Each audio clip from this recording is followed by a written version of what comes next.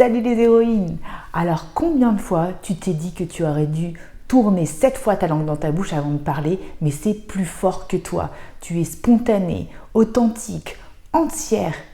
Et du coup, la plupart du temps tu penses trop, mais souvent tu parles trop et ça peut te jouer des tours.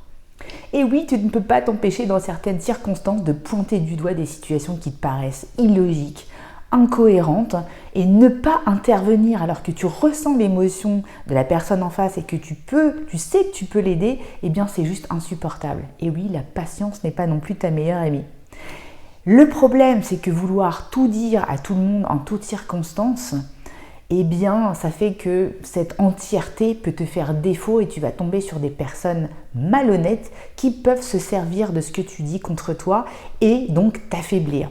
Et aujourd'hui, on va voir dans cette vidéo pourquoi les personnes à haut potentiel sont plus susceptibles d'en dire trop, d'où ça vient, et je te donnerai des astuces pour rééquilibrer ce que j'appelle le trop dire.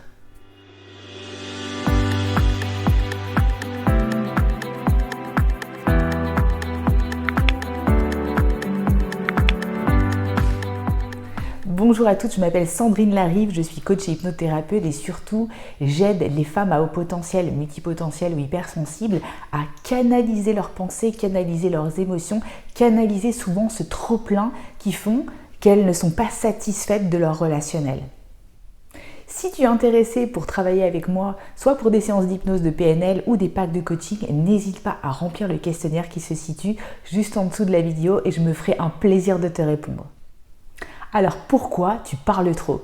Eh bien il y a plusieurs raisons et la première c'est que tu as une pensée arborescente plus rapide que la moyenne, tu as souvent des idées qui fusent malgré toi et ton cerveau ultra logique reconnaît tout de suite automatiquement ce qui ne va pas autour de toi et ça sort parfois plus vite que tu ne voudrais le faire auprès des autres. Parfois on t'appelle même cherche embrouille car tu vides ton sac régulièrement et ça énerve un petit peu les autres alors que toi tu penses en fond que tu es quelqu'un d'hyper cool. Deuxièmement, tu as une extrême empathie qui rend difficile ce que j'appelle le non-interventionnisme.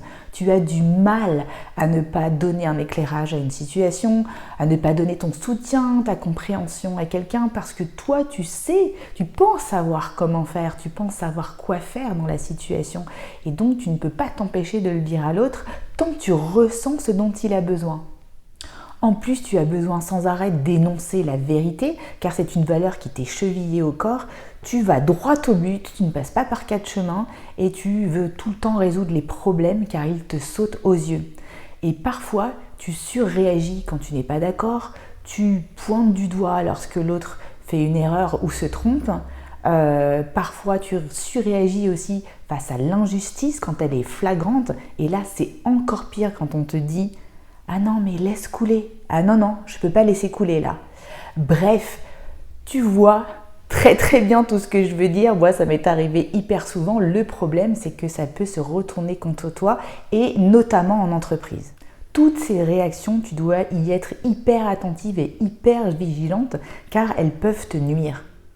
Et je ne pense pas me tromper en disant que tu détestes ce que j'appelle la politesse bullshit de façade, le statu quo quand ça stagne. Toi, tu es authentique, ouverte, spontanée. D'ailleurs, on peut lire en toi comme dans un livre ouvert. Tout se lit sur ton visage et on voit tout de suite quand ça ne va pas.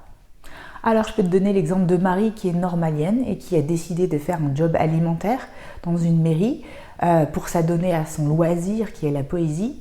En fait, elle commence tout de suite à parler à ses collègues de son parcours, de ce qu'elle a fait, de ce dont elle est fière. Mais le problème, c'est qu'ils ne comprennent pas ce qu'elle fait là. Et du coup, ils la voient plutôt comme une menace pour leur promotion à eux. Et en fait, ça devient la femme à abattre. Et Marie apprend très vite à se taire pour rester tranquille et passer les échelons.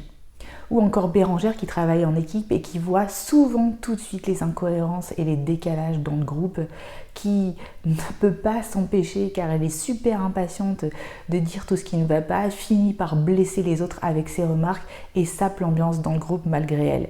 Et ça la mine. Ou encore l'exemple de Béatrice qui dans son immeuble s'est mis tout le monde à dos parce qu'elle a pointé les incivilités de chacun et du coup ils ne l'ont pas supporté et ils l'ont complètement isolée ou ils se moquent d'elle et elle ne comprend pas. Et donc c'est ce que je veux te dire, c'est qu'il y a des environnements où il est préférable de se taire à bon escient. Alors maintenant, je vais te donner de la matière à penser, de la nuance sur tout ça à avoir en tête. La première chose à avoir en tête, c'est ne pas confondre le sentiment de surpuissance et de réaction justifiée. Souvent, tu penses qu'en répondant tout de suite, tu vas régler le problème dans ta toute puissance, dans le sentiment que tu es dans ton bon droit, mais en fait, c'est tout le contraire. Tu vas te mettre dans une position beaucoup plus puissante si tu prends le temps de décider quand répondre, comment répondre, à qui répondre et surtout quand laisser passer les choses. Et en fait, ce contrôle de ce que tu vas dire, ça va être vraiment une reprise de pouvoir sur toi. Et moi, avec mes astuces de PNL et d'hypnose, je vais vraiment pouvoir t'aider à t'entraîner à faire ça, car oui, c'est un entraînement de tous les jours. Deuxièmement, et j'en ai déjà parlé dans la vidéo sur le syndrome de la sauveuse, ne pas confondre conseiller et sauver. Tu peux donner des conseils par-ci, par-là, mais le problème, c'est quand tu commences à vouloir sauver la personne alors qu'elle ne t'a rien demandé. Tu vas rendre accro la personne à tes conseils, elle ne va venir te voir après que pour ça, et puis ensuite, eh bien toi, tu vas râler parce que les personnes ne viennent à toi que pour se plaindre. Mais au fond, tu l'auras bien cherché. Troisièmement, attention de ne pas confondre ton besoin d'honnêteté avec ton besoin de soulagement instantané. Souvent, tu vas dire ce que tu penses pour libérer ce trop-plein qu'il y a à l'intérieur de toi et tu penses que ça va t'apaiser tout de suite. Le problème, c'est que ton manque de tact, parfois, ou de diplomatie, peut amener des conséquences à long terme. Et ton cerveau, quand tu débites comme ça plein de choses parce que tu veux te soulager, ne pense pas forcément aux conséquences à long terme. Donc c'est une question que tu dois te poser. Est-ce que quand je fais ça, j'ai bien mesuré les conséquences de ce que je dis ? Aussi, j'aimerais te parler de l'importance de choisir tes batailles. Combien de jeunes femmes de la nouvelle génération, de femmes surdouées, j'ai vu brandir leur glaive en toutes circonstances contre la moindre injustice et au bout d'un moment, qu'est-ce qui se passe ? Elles s'épuisent et elles se détruisent. Moi, pendant très longtemps, la valeur justice a été une de mes valeurs phares et je me suis épuisée à défendre la veuve et l'orphelin. Et j'ai dû rééquilibrer mes valeurs. J'ai fait un travail hyper profond pour vraiment connaître mes 5 plus grosses valeurs, laisser partir un petit peu la valeur justice pour y mettre d'autres valeurs plus importantes pour moi aujourd'hui, comme la transmission et le partage. Et c'est ce que je fais aujourd'hui avec vous en partageant des vidéos. Si tu es intéressé pour travailler avec moi sur tes valeurs et faire un reset profond de la connaissance de toi, eh bien c'est ce que je fais dans le coaching Mission de vie 100% aligné, dont tu trouveras toutes les informations sous la vidéo. Et ces valeurs vont vraiment te permettre de prioriser tes actions et de prioriser aussi tes dires.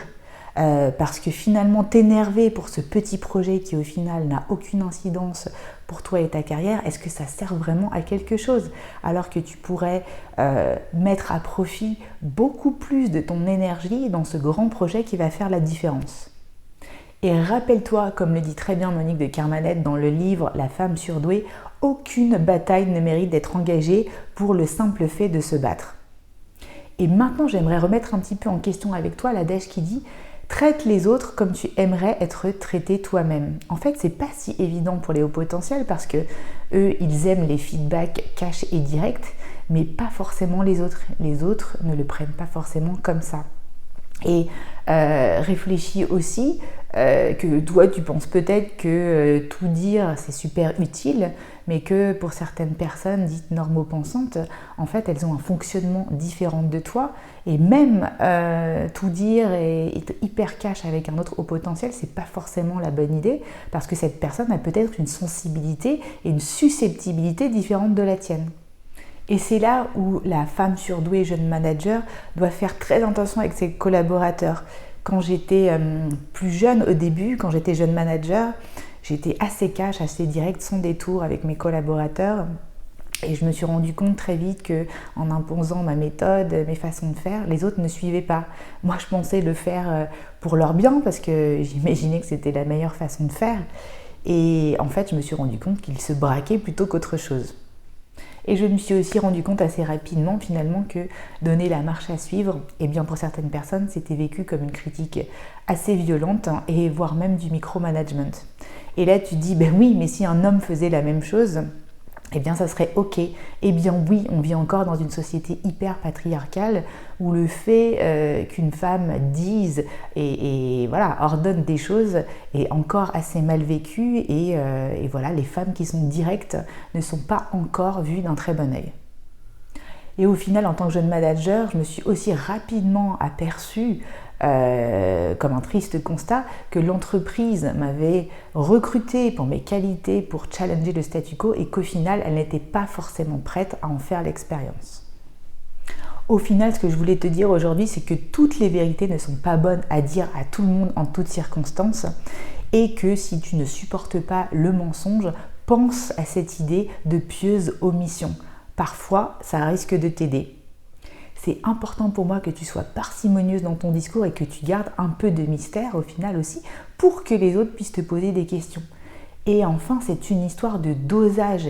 L'idée n'est pas que tu ne dises plus rien, que tu sois dans un désinvestissement total, parce qu'à chaque fois que tu dis quelque chose, ça a une répercussion sur toi. Non, tu priverais alors le monde de ton intelligence et de ta vivacité, et c'est pas ce que je veux aujourd'hui. Non, l'idée c'est que tu puisses vraiment doser, choisir, équilibrer et vraiment décider surtout de ce que tu dis et de ce que tu laisses passer. Et bien sûr, entends-moi, c'est important que tes émotions sortent, c'est mieux de les laisser sortir que de les garder à l'intérieur, mais encore une fois, tout est une question de comment le dire. Et là, l'idée, c'est de réapprendre aussi les bases de la communication non violente, et là, c'est ce que je fais aussi très souvent avec mes clientes. Donc si tu es intéressé, on peut aussi faire des jeux de rôle, il y a tout un tas d'astuces pour arriver à bien dire les choses. Voilà, j'espère que cette vidéo t'a plu et je vous dis bye bye, à bientôt les héroïnes.